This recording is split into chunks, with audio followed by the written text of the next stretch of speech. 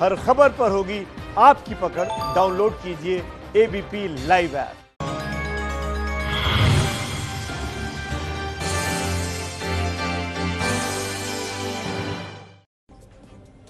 तो चलिए राजकिशोर, फटाफट खबरों के बाद अब एबीपी रिपोर्टर की शुरुआत करते हैं। इस समय की बड़ी खबर, रिया चक्रवर्ती के कूपर अस्पताल की मोर्चरी में जाने को लेकर स्टेट ह्यूमन राइट्स कमीशन ने कूपर अस्पताल और मुंबई पुलिस को नोटिस भेजा है और जवाब मांगा है कि किस नियम के आधार पर रिया को मोर्चरी के अंदर जाने दिया गया। बिल्कुल शोभना, है बड़ी खबर। और अब सीधे चलते हैं मुंबई में डीआरडीओ गेस्ट हाउस पे मौजूद अपने संवाददाता जितेंद्र दीक्षित के पास। जितेंद्र, सीधा सवाल, इस पर अपडेट क्या है अब? देखिए, आज के दिन दो तीन अपडेट्स हैं। एक अपडेट तो जैसा भी आपने खबर बताई कि स्टेट ह्यूमन राइट्स कमीशन ने नोटिस जारी किया है कूपर अस्पताल को और सवाल पूछा है कि किस आधार पर रिया चक्रवर्ती को अस्पताल के मॉर्चरी में जाने दिया गया, जबकि वो कोई उसकी नाते रिश्तेदार भी सुशांत सिंह की नहीं थी। तो ये सवाल है और इसके लिए जवाब मांगा गया है कूपर अस्पताल से कि आप इसका जवाब दीजिए। दूसरा डेवलपमेंट यहाँ पर हुआ है, डीआरडीओ गेस्ट हाउस में यहाँ पर सीबीआई के अधिकारी ठहरे हुए हैं। अभी यहाँ पर 4 लोग पहुंच चुके हैं और उनसे पूछताछ शुरू हो गई है। कल यहाँ पर 6 लोगों को बुलाया गया था और करीब 11-12 घंटे उनसे पूछताछ हुई थी। मेरे साथ मेरे सहयोगी मनोज वर्मा है। मनोज, ये बताइए कौन कौन पहुंचा है यहाँ पर? देखिए, सिद्धार्थ पिठानी यहाँ पर पहुंच चुके हैं, उसके अलावा नीरज को मैंने देखा है यहाँ पर पहुंचते हुए, और नीरज जिस गाड़ी में आया था उस गाड़ी में 2 लोग और मौजूद थे। तो कहीं ना कहीं ये संभावनाएं जताई जा रही है कि वो उस घर में जो 4 लोग मौजूद थे वही 4 लोग फिर से यहाँ पर पहुंचे। आज 6ठा दिन है सीबीआई के इन्वेस्टिगेशन का और अभी भी लगातार इन्वेस्टिगेशन उन 4 लोगों पर जारी है। उन 4 लोगों से लगातार सवाल जवाब किए जा रहे हैं। तो कहीं ना कहीं ऐसा लग रहा है कि बहुत सारे सवालों के जवाब अभी सीबीआई को लेने बाकी हैं। इसी वजह से उनको फिर से पूछताछ के लिए बुलाया गया है। जी शोभना, तो आपने सुना मनोज को। अब इसमें एक और तीसरा नया एंगल ये आ गया है ड्रग्स का, कि जिस तरह से चैट सामने आए हैं रिया चक्रवर्ती के, जिससे ये पता चलता है या ये आरोप लग रहा है रिया के ऊपर कि वो ड्रग्स लेती थी। और ये सिर्फ पहली बार ड्रग्स नहीं आया। आपको याद होगा कि 3-4 दिनों पहले हमने नीरज, जो कि नौकर हैं सुशांत के घर पे, उनका बयान चलाया था। तो अपने बयान में खुद नीरज ने कहा था कि सुशांत सिंह मैरिजुआना लेते थे और उनको मैरिजुआना की जो सिगरेट्स हैं, सिगरेट्स में मैरिजुआना भरकर रोल करने का काम ये खुद नीरज किया करते थे। इस तरह का बयान था। तो ये दूसरी बार इस पूरे मामले में जिक्र हो रहा है ड्रग्स का। मनोज, अब इस मामले में आऊंगी मैं आपके पास, मुझे लगता है इन्वॉल्व हो जाएगी। मैं आपका रुख करूंगी। मुझे गणेश ठाकुर भी दिखाई दे रहे हैं फ्रेम में, वो भी हमारे साथ जुड़ेंगे लाइव अपडेट लेकर। मेरे को विनीत ढांडा, जो कि जाने माने वकील हैं, वो भी हमारे साथ इस समय एबीपी रिपोर्टर में जुड़ रहे हैं। विनीत ढांडा जी, एनसीबी की एंट्री हो गई है, अब ड्रग्स का एंगल भी देखा जाने लगा है। ह्यूमन राइट्स कमीशन ने भी कूपर अस्पताल को नोटिस दे दिया है कि भाई कैसे रिया चक्रवर्ती गई। तो क्या ये माना जाए कि अब सब सो के जाग रहे हैं? 65-70 दिन हो चुके हैं इस आत्महत्या को। मैम, ये सब जो आप प्रोएक्टिव सब सारे जो सीबीआई है, इनके आने के बाद सब एक्टिव हुए हैं और सीबीआई की जो एग्रेसिव जांच चल रही है उसके बाद ही एनसीबी और ये सब भी एक्टिव हुए हैं। और जो नारकोटिक्स का एक इम्पॉर्टेंट एंगल है, जो आपने भी अपने न्यूज चैनल पे चलाया था कि उनके जो सर्वेंट थे वो उनके लिए मैरिजुआना की सिगरेट्स बनाते थे। तो ये काफी इंटरेस्टिंग भी हो गया है मैम और पेचीदा भी हो गया है। और ये सिर्फ ये अब चीजें निकल के इसलिए आ रही है क्योंकि सीबीआई की इन्वॉल्वमेंट हो गई है इसके अंदर और सुप्रीम कोर्ट भी इस चीज को ऑब्जर्व कर रहा है कि सीबीआई क्या जांच करती है। तो अभी आने वाले दिनों में जब सख्ताई से सबसे पूछताछ होगी और सब कुछ होगा तो आप काफी सारी इंटरेस्टिंग चीजें बाहर निकल के आएंगी मैम। ठीक है, हमारे सहयोगी गणेश ठाकुर भी जुड़ गए हैं। गणेश, एक बात बताइए आप, क्योंकि नारकोटिक्स ब्यूरो तो इसमें जुड़ गया है, लेकिन एनडीपीएस एक्ट के तहत मुकदमा दर्ज करने के लिए बहुत जरूरी होता है कि वो जो नशीला पदार्थ है उसको मतलब सेवन करते हुए लोग पकड़े जाएं और या उसको पकड़ा जाए। तो ऐसी स्थिति में कोई मुकदमा तो दर्ज हो नहीं सकता है, भले ही नारकोटिक्स ब्यूरो इसमें इन्वॉल्व हो गया हो।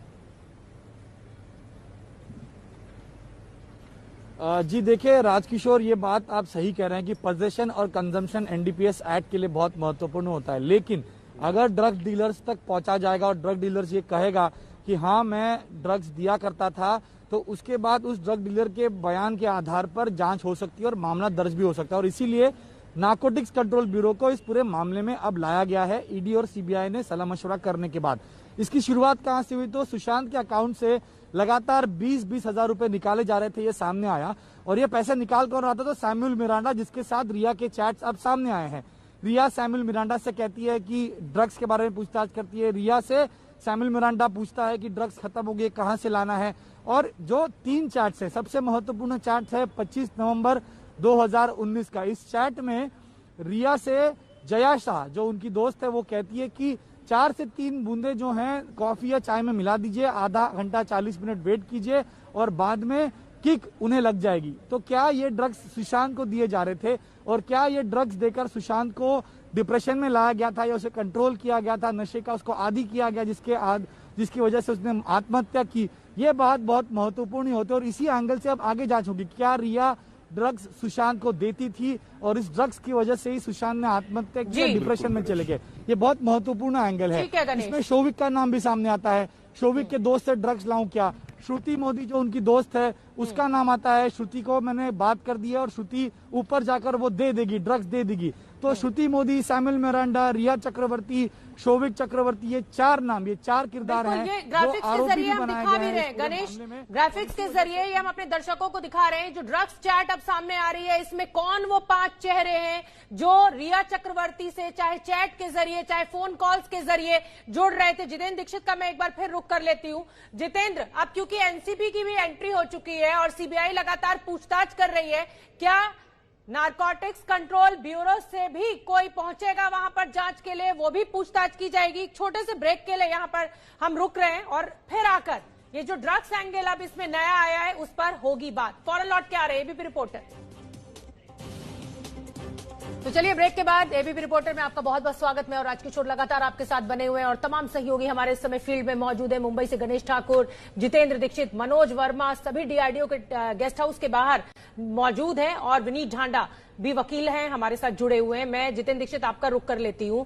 जिस तरीके से अब एनसीबी की भी एंट्री हो गई है, सीबीआई पूछताछ कर रही है, एनसीबी की टीम कब पहुंचेगी जांच के लिए? कुछ सूत्र जानकारी आपके पास? देखिए, नारकोटिक्स कंट्रोल ब्यूरो की भी इस मामले में एंट्री हो गई है और अब से कुछ देर पहले ही मेरे सहयोगी अजय दुबे ने यहाँ एक नारकोटिक्स कंट्रोल ब्यूरो के एक आला अधिकारी से बात की। ये बताइए, क्या बताया आपने उस अधिकारी के ने आपको? देखिए जितेंद्र जी, जिस तरीके से सुशांत के मामले में ड्रग और तमाम अलग पहलू निकल कर आ गए हैं, नेपोटिज्म से बहुत दूर बात आ गई है। सुबह मैंने बात की, नारकोटिक्स के प्रमुख अधिकारी हैं यहाँ पर, उन्होंने मुझे ये बताया है कि क्योंकि अब ये मामला केंद्रीय एजेंसीज का है, दिल्ली से जो उनको निर्देश आएगा उस हिसाब से आगे के कदम होंगे।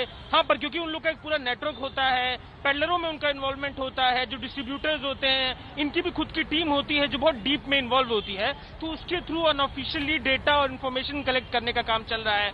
पर उनको जब तक निर्देश दिल्ली से उनकी मुख्य टीम से नहीं आएगा तो उसका इंतजार यहाँ की टीम तक निर्देश दिया गया है कि नहीं दिया गया? उनकी तरफ से बताया गया कि ऐसा कोई निर्देश अभी उन्हें दिया नहीं गया है। सुबह जब हमारी बात हुई 8 बजे के तकरीबन, तो ये बात हमें बताई गई है।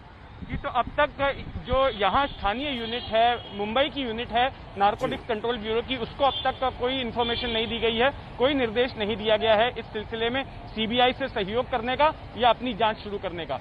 ठीक है जितेंद्र, हमारे साथ विनीत ढांडा जी जुड़े हुए हैं, सुप्रीम कोर्ट के वरिष्ठ वकील हैं। ढांडा जी, एक चीज बताइए मुझे, एक कहावत कही जाती है, ज्यादा जोगी मठ उजाड़। पहले मुंबई पुलिस, फिर उसके बाद बिहार पुलिस, उसके बाद ईडी, फिर सीबीआई, अब नारकोटिक्स कंट्रोल ब्यूरो की भी बात आ रही है। तो मुद्दा एक है, 5 चीजें लग गई हैं। तो कुल मिलाकर मैं थोड़ा सा आपके पास आ रहा हूं ढांडा जी, एक बड़ी खबर आ गई हमारे सहयोगी गणेश ठाकुर के पास से। मैं गणेश ठाकुर से जरा पहले बात कर लेता हूं। गणेश, बताइए क्या अपडेट है? जी देखिए, अभी अजय और जितेंद्र बता रहे थे नारकोटिक्स कंट्रोल ब्यूरो के बारे में। जानकारी यह है कि नारकोटिक्स कंट्रोल ब्यूरो की केंद्रीय टीम, केंद्र से एक टीम कुछ दिनों में, कल या परसों या कभी भी किसी भी समय आ सकती है। जो बातें हो रही थी कि जांच होगी, तो जांच के लिए ये टीम यहां पर पहुंचने वाली है। उसका कारण ये भी है कि मुंबई का जो यूनिट है, यहाँ पे 15 से 20 अधिकारी ही हैं, स्टाफ है, तो यहाँ कम शॉर्टेज पड़ सकता है इतने बड़े केस के लिए। तो एक टीम दिल्ली से आएगी और मुंबई टीम उससे जुड़कर यहाँ काम करेगी और पूरे नेटवर्क का इस्तेमाल ये करेगी। बड़ी खबर शोभना, तो हमारे सहयोगी गणेश 1 मिनट के लिए आपको रोक रहे हैं। बहुत बड़ी खबर आपने दी है कि किस तरीके से नारकोटिक्स कंट्रोल ब्यूरो की टीम मुंबई जाएगी, दिल्ली से पहुंचेगी वहां पर टीम, क्योंकि वहां पर इतना स्टाफ नहीं है। शोभना, बड़ी खबर, पूरी गंभीरता से लेते हुए इसको केंद्रीय एजेंसियां जिस तरीके से जा रही, ये टीम भी दिल्ली से जा रही है मुंबई जांच करने। बिल्कुल राजकिशोर, और सीबीआई और ईडी की जांच लगातार चल रही है। ऐसे में नारकोटिक्स कंट्रोल ब्यूरो का ड्रग एंगल को डील करना, कहीं ना कहीं एक बहुत बड़े खुलासे का इंतजार देश को। जिस तरीके से अब एनसीबी की टीम भी मुंबई पहुंचेगी और पूछताछ को आगे बढ़ाएगी। हम आपको बता दें कि ईडी की जानकारी पर एनसीबी इन्वॉल्व हुई है। छोटा सा ब्रेक, फौरन लौट के आ रहे हैं, बने रहिए एबीपी रिपोर्टर में। तो आप देख रहे हैं कि कैसे कैसे सुशांत मामले में जांच जो है वो सुलझने की जगह उलझती जा रही है। अब नारकोटिक्स कंट्रोल ब्यूरो की भी एंट्री हो गई और तमाम हमारे सहयोगी हमारे साथ इस समय फील्ड में मौजूद है। राजकिशोर, जितेंद्र दीक्षित का रुख कर लेते हैं जो डीआरडीओ गेस्ट हाउस पर मौजूद है। बिल्कुल जितेंद्र, सीधा सवाल, ये जो ड्रग्स देने और लेने की बात आ रही है, इसको लेकर कुछ भी कंफर्म हो पा रहा है क्या कि ड्रग्स दिए जाते थे, लिया? क्योंकि सुशांत भी देखिए कोई बहुत नाबालिग तो थे नहीं, अगर उनको दिया जा रहा तो उनकी सहमत से ही उनको दिया जा रहा होगा, लेकिन रिया क्या उसमें टूल बन रही थी? किस तरीके की जानकारी आ पा रही है?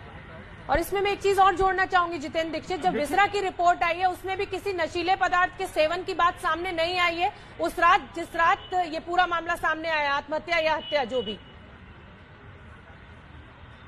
देखिए, अगर आप नीरज जो उनका नौकर है उसके बयान पर यकीन करें तो इससे तो यही पता चलता है कि सुशांत जो है वो मैरिजुआना लेते थे, वो एक तरह से नशीली पदार्थ का सेवन करते थे। और उसने अपने बयान में यहाँ तक कहा था कि जब सुशांत की जिस दिन मौत हुई उसके पहले तक उन्होंने मैरिजुआना की सिगरेट बनाकर जो है उनके कमरे में रख दी थी।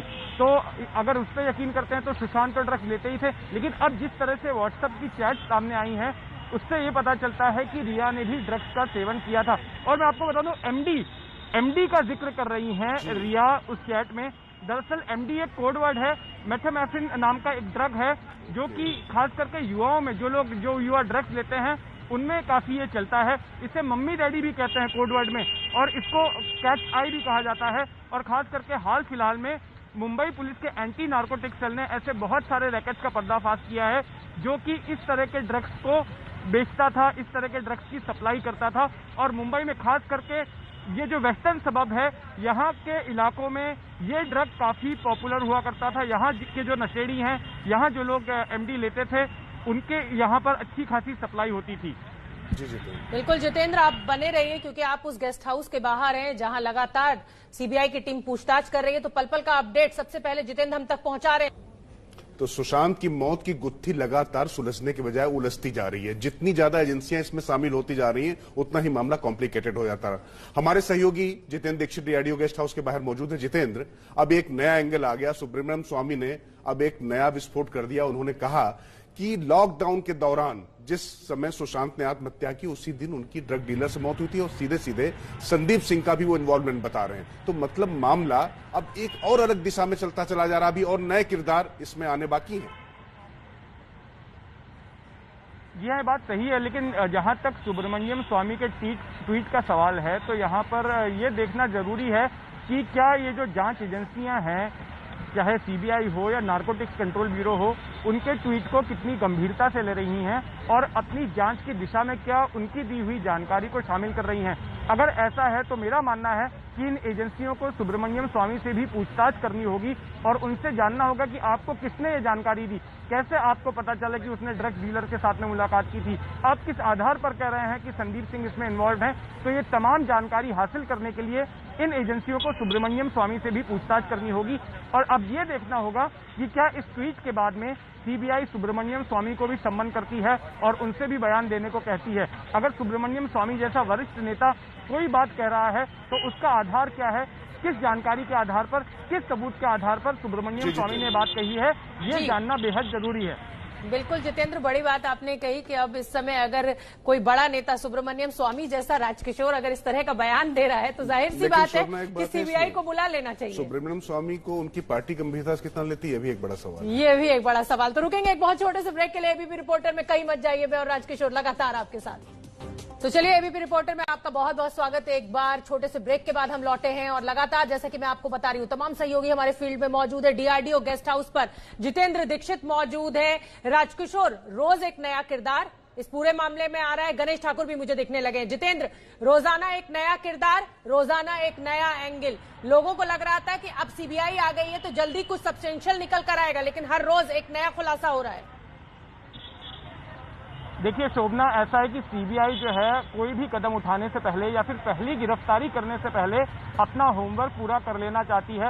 और यही वजह है कि 6 दिन से सीबीआई बार बार घटनास्थल पर जा रही है, कूपर अस्पताल जा रही है, पुलिस थाने जा रही है और अपना होमवर्क कर रही है। लेकिन मैं आपको बता दूं, बड़ी खबर मेरे सहयोगी मनोज वर्मा अभी लाए हैं। एनसीबी इस मामले में सक्रिय हो चुकी है।